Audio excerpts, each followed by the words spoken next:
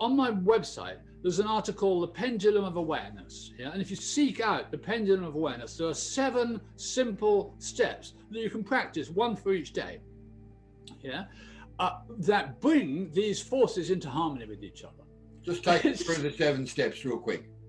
Sure. So very simply, the first step is to realize that my primary responsibility is to care for myself.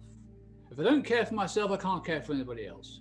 But when you realize that caring for yourself is body, soul, and spirit, yeah, you realize that just eating and relaxing isn't enough. Yeah, you have to care for your soul. You have to take in cultural activity, social activity as well.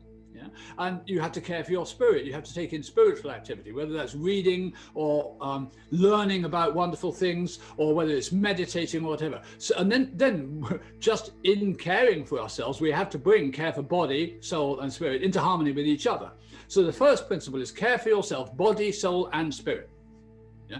And the second principle, in order to bring that one into harmony with the world, is how does the world look? Take an interest in how does the world look through another person's eyes. Yeah? So this might be just a person at the checkout, or it might be the person on the other end of the Zoom call, or it might be somebody who's written you an insulting comment on social media. Yeah? So how does the world look through their eyes? And the world, of course, is predicated on what they think themselves to be. So how do they look through their own eyes? Yeah. So to take an interest in that is the second principle. Yeah. The third principle, coming back closer to the self, is my own experience is true. Yeah. So when you accept that my own experience is true, you recognize that you are the center of the created world, because you're creating the world. Yeah? You're the center of your world, particularly. You're the center. Nothing happens in your world that you don't have an influence on in one way or another. Yeah. So when I accept that my own experience is true, I begin to stand upright in myself, but I potentially also come into conflict with other people. Yeah? So I have to learn to relativize that while staying with the principle. And the relativization of that comes in the next principle, the fourth principle, which is I don't lean out too far from myself. I remain upright inside myself. Yeah. So if my own experience is true, leads me into conflict with other people, then I'm leaning forward too much. Yeah.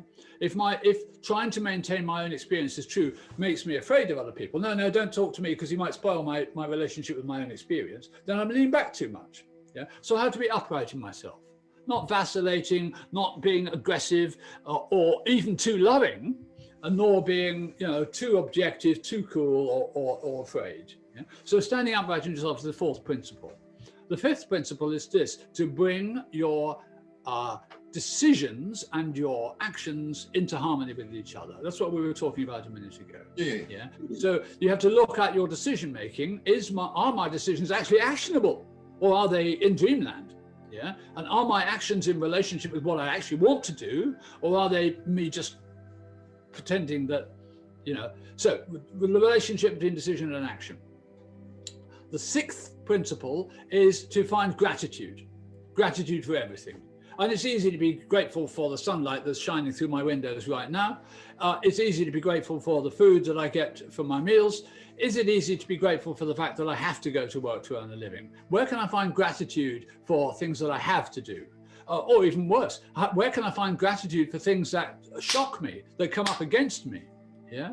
And there's a shocking experience I won't go into the detail of in the last 6 months in my life that is playing out in very powerful ways. It's been immensely strengthening for me to work with the fact that a small group of people has decided that I'm the monster. Yeah, and they're acting on this decision that I'm the monster. We were, as I say, but wow.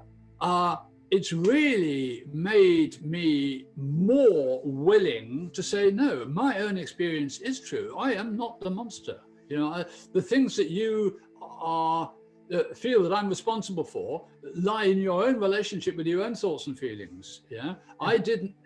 So anyway, the gratitude for everything that comes towards us, good and struggle.